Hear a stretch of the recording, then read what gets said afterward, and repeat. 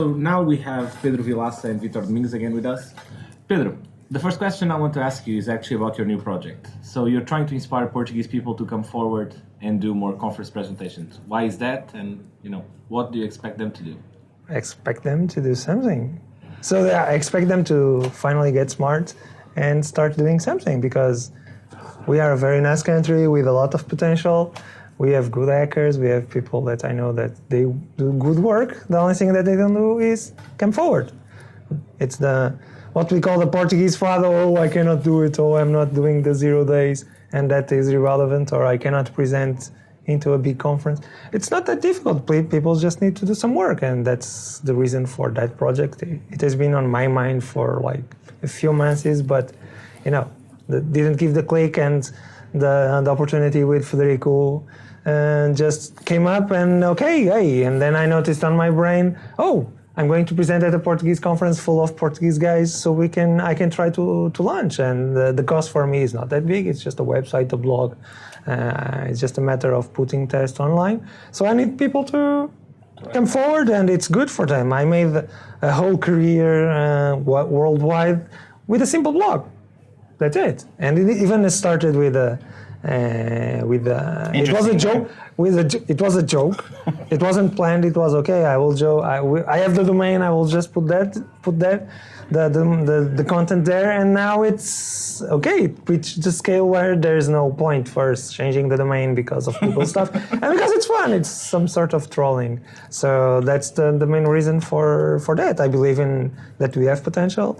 I will try to do some work at political level, and because on Wednesday I went to saw people talking about politics, cybersecurity, and so on, but they are not talking to the hackers, to the people that understand the field, that do technical stuff. They don't want to hear about Stack Overflows and all that stuff, but they need to understand that we have talent, that we need programs, that our universities are not training anyone. They don't know anything. I did 2 presentations last year about firmware, and it was like no one in the audience knew about that, and I did on purpose because I wanted to understand what is the level.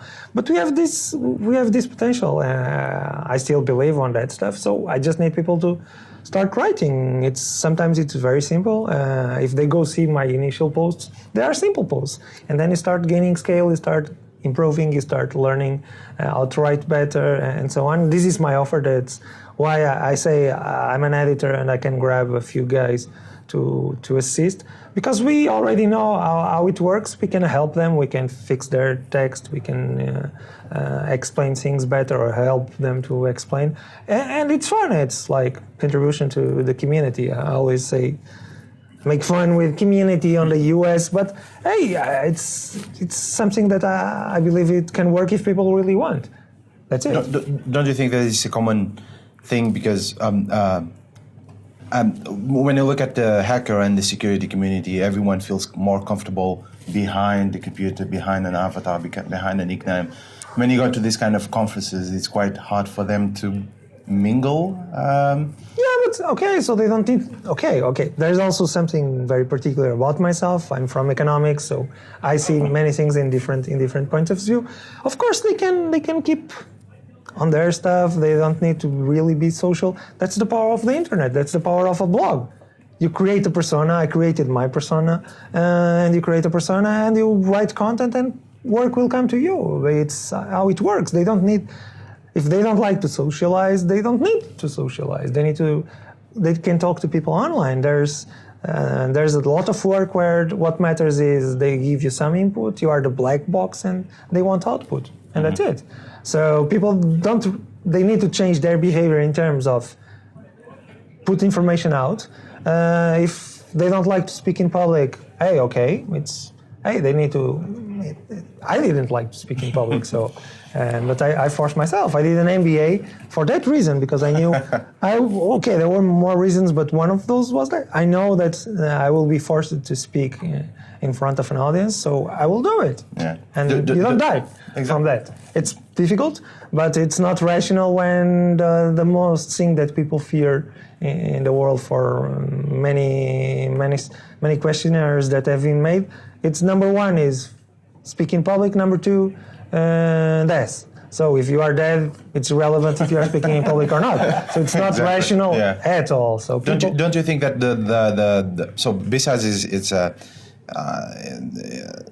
it's in Portugal to improve the Portuguese community, but you also had yesterday the lightning talks. Don't you think that the lightning talks could be that kind of middle step for people to just come forward and express and propose their own views? Totally, and we have in Porto, and I'm trying to help them. I will help people if what is needed each time, my presence. I will gladly help people. You can say I'm a rock star. Yeah, maybe I'm famous on my place, but I'm okay with helping people. And in Porto, we have a monthly meeting where people are starting to speak. Hey, it's not the best talks. Most of them are still not good, but they need to start. And we, the others, are the most senior guys. I'm fine, and I can help them. I can go tell them, don't do that on presentations. For example, those guys that were presenting the exfiltration data, yesterday I had the slides in black. And I told them, don't do that, because it doesn't work. I did that once. I saw many presentations worldwide with that stuff. It doesn't work. Most of the times the projectors don't work, and the contrast is bad, and so on. But these are the small things that you learn by speaking and by testing. So you can help people. It's just tell them. So in Lisbon you have the confraria. Sometimes they have problems with speakers because people are not coming forward. They should come forward. It's actually the biggest problem. Yeah, it's usually people need to think about, and this is the reason why I put some stuff on the slides. Value. If they are giving value to someone, it's great. If someone is learning something or someone is solving a problem with your input, it's great, and this is the spirit. And for example, I talk to people these days, and they talk, oh yeah, Portuguese salaries. If I told them the salaries that you can get remote working in Portugal, they would be crazy. They have no idea. They have no idea of the market, and they say, oh, really? Yes, of course you can. Of course you have to be good, but you have to build your brand. You have to build your brand. It's everything about the project. That project is about creating something to build a brand to a bunch of people that really want to do it. It's open. Now it's their role to step forward. If they don't want, it's not my problem. I have my brand. That's it. If they want to send me, I will help them. If they don't want, it's for me. It's just a bunch of slides. It's not going to destroy my reputation or anything. I just say. Well, you still have your own reputation. You're just. It's as there. you said, you're a rock star, right? Yeah. So, or some circles see that. Yeah. What's with the fatal attraction with Apple? It's not. It was a niche. I never had an Apple. I never had a Mac. I bought a Mac by a very serendipity event. There was a friend that had a Mac, wanted to sell. It was cheap, and I want to buy it. Then the guy sold to someone else, and I got now I want a Mac, and I bought a Mac. I was working on SIBs when that happened, so I bought a Mac. The first thing I did was starting to reverse stuff. I like to crack stuff, reverse stuff. So I started doing, and there was nothing. There were like one or two blogs with very few posts on this stuff. So I created that niche. I'm going to create a blog and start writing about this stuff. It's all about timing. I was lucky completely, and it was a moment of complete luck because I wasn't playing with a Mac. I created a niche, and after a while there was demand, projects, work, and so on. So I stayed on that niche. And you're still happy by doing it? I'm still happy by doing that. I can reverse anything. For me, it's just code. So, but that niche serves me well. So at least for now, I don't need to. I know you were just trying to reverse my microphone. Yeah. Just trying to break it. There's something you reverse that. That's the spirit. And that's what hacking is all about. Making questions. Why? Exactly. Why not? What if? And Portuguese are good on that. And what made you question the NSA tools? Because your talk was around that. It wasn't recorded. We can't really talk much about it. But because they were there. The shadow brokers got them leaked. I reversed stuff. I wanted to see what are these guys doing. In terms of engineering, you can't really talk much about your findings in terms of your talk, but in terms of the engineering work, because I've seen some of the backdoors and all that, and I have called them often beautifully engineered. Yeah. And people don't get what I mean by that, but I think you'd get it, right? They are. It's not proof of concept code. It's code that is well written, that people were thinking about that stuff. So it's really nation state grade. It's not some Russian or Chinese doing malware on the dark web. It's stuff that is really well designed. And it's expected. These guys have been doing this for like 20, 30, who knows, years, and they are very good. They have really good budgets. So they do it. And you have to tip them off for this. They are good. Okay, they make mistakes. Everyone makes mistakes. But they are much better than everyone else. That's the thing. And the tools were there. Once again, it's you have to be curious about things. They are there. The opportunity is there because you usually don't see this stuff in the wild. I just started reversing that stuff. I wasn't expecting to find anything. That was a huge surprise. But it's there. And everyone was focusing on the exploits. And I saw a niche on the tools. And no one is at least looking, at least for now, or at least in public, looking at the tools. So that's an opportunity. Do you think that we should expect more of these tools online leaked in the next few years, or just? There is a huge archive on the Shadow Broker, so lots of stuff to reverse. If people want projects, it's there. WikiLeaks start finally leaking code yesterday from CIA. So at least we have that guarantee from CIA. We are going to see more code. From other agencies, maybe they have a problem. People are leaking. Why people are leaking, that's a different reason. It's complicated. People have their own reasons. But it's very tough to keep this stuff secret. And especially, well, from an economic point of view, the problem is that they are outsourcing most of this stuff, and the outsourcing people don't have the same level or same dedication level that the internals. And that's one of the problems that they are having. That's it. Which is good. Well, that's one of the questions I was telling to people. We don't know what is this about, what is the mission about, and it's not our role to step in the middle of this fight. It's in the middle if our machines are being attacked and posting reverse, and for me it's a fair game. Yeah. The tools are public, you can reverse, that's it. We should learn from it. Yeah, we should totally learn, because it's great to learn from their mindset, what they are doing, and to understand. Because, hey, they were presenting exfiltration from the wireless network. Who's looking at their wireless network? Not even wired. So these backdoors, this specific NSA backdoor is difficult to understand at network level. It's easy if you know what to look for. If you don't know, it's very difficult. So we need people to advance on this stuff, and this is why it's really fun and useful to reverse engineer these type of tools. One question I have for you is, so these tools are actually quite old. If you look at the dates, they're like 2013. Yeah. And we kind of got to look at, behind the curtain with these tools. How do you think they've been evolving since? Like, do you think, because the NSA was quite comfortable, right? They had access to everything and everyone. Do you think they've been improving, or they kind of stayed stagnant? That's a difficult question because you don't know. If I had to make a guess, and based on some of the stuff that you see and from knowledge from human biases, I would guess some parts they are not evolving. They are too confident. They are okay. Other parts they are probably evolving because systems are evolving and so on. So it's a wild guess. We need a new leak to understand. Okay, what is the step? Now we have a starting point. We have this archive. If there's another one, we can see. Okay, are these guys really evolving? Probably. In some stuff, in some others, no. For example, they were using the same code obfuscation code in different tools. This is overconfidence, or from my point of view, is overconfidence, because once you find one, you can find others. You just go to VirusTotal and you start getting all the samples.